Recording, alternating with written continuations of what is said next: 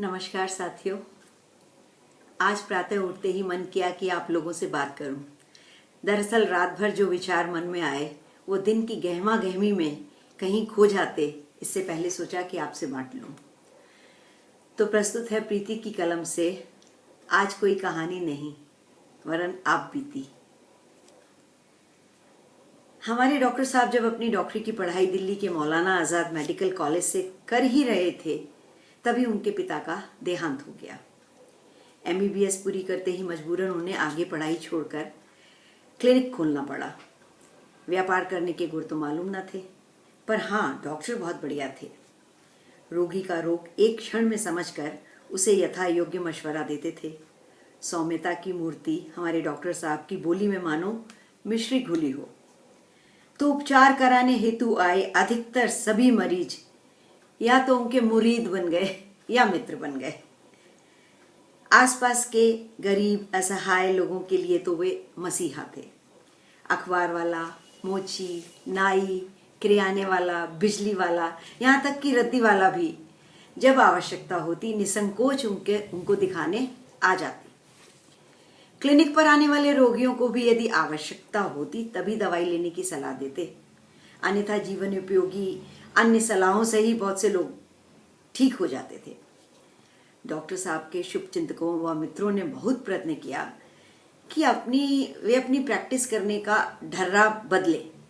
कई मित्र तो नाराज हो गए, कहते कि जब कोई बीमार बनकर आया है तो भाई उसे दवाई दो, पैसे लो। पर नहीं, उन्हें यह सलाह कभी रास नहीं आई। कुल मिलाकर कुछ शब्दों में उनके व्यक्तित्व का बखान नहीं किया जा सकता। उनके चाहने वाले तो मुझसे नाराज हो जाएंगे कि तुमने तो कुछ बताया नहीं उनके बारे में, वो ये थे वो थे।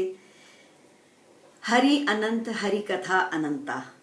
इसी भांति मेरे लिए तो ये संभव नहीं कि मैं बूंद भर भी बता पाऊं उनके बारे में।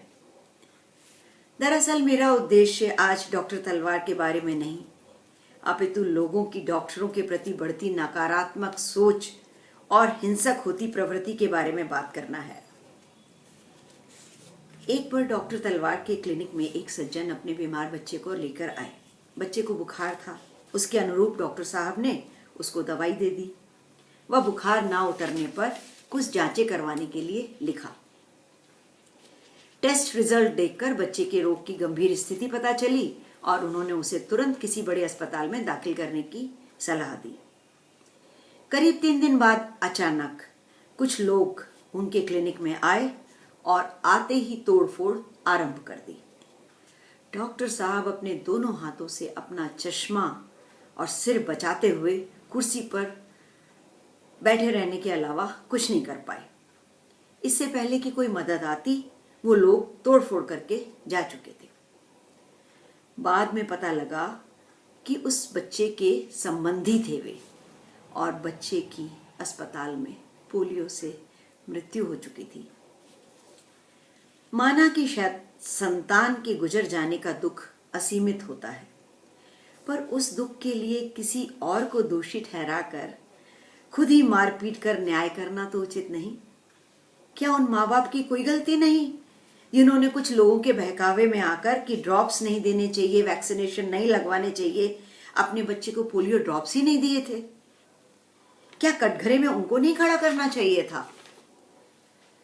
माना कि हमारा देश बहुत बड़ा है और शिक्षा का अभाव है, परंतु स्वास्थ्य के प्रति जागरूकता हेतु कुछ बेसिक जानकारी पूरे देश को देने की बहुत आवश्यकता है।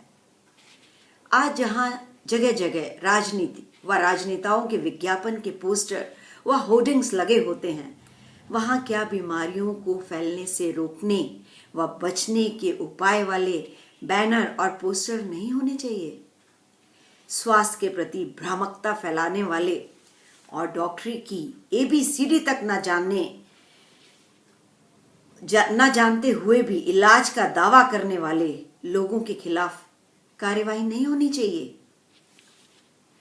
कोई डॉक्टर तभी बनता है जब होश संभालते ही, पढ़ाई आरंभ होते ही उस बालक के मन में एक प्रण सा होता है कि बड़े होकर मुझे डॉक्टर बनना है, और इस दिशा में उसका पूरा जीवन एक तपस्या की भांति निकलता है।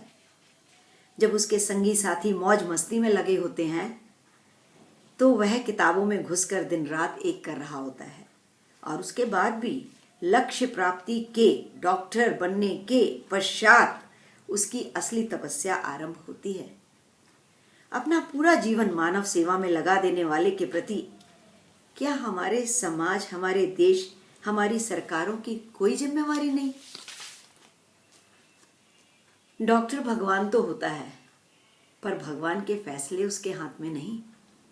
इसलिए अपनी भूल की सजा इनको ना दें। हाँ, यदि कहीं कोई चूक हुई है तो उसके लिए उचित कानूनी रास्ता अपनाएं, अपनी न्याय व्यवस्था पर भरोसा रखें।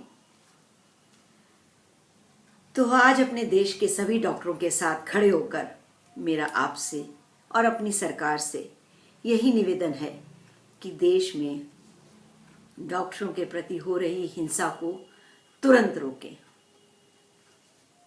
और इस कठिन समय में इनका मनोबल ना तोड़ें। कोरोना की भेंट चढ़ गए डॉक्टर तलवार व अन्य हजारों डॉक्टरों के प्रति यही सच्ची श्रद्धांजलि होगी। हम फिर से इनको वही मान सम्मान दें जो हमारे मन में भगवान के प्रति होता है। ये मेरे व्यक्तिगत विचार हैं। यदि आप सहमत हैं तो अवश्य मुझे बताएं। मुझे सुनने के लिए बहुत बहुत धन्यवाद।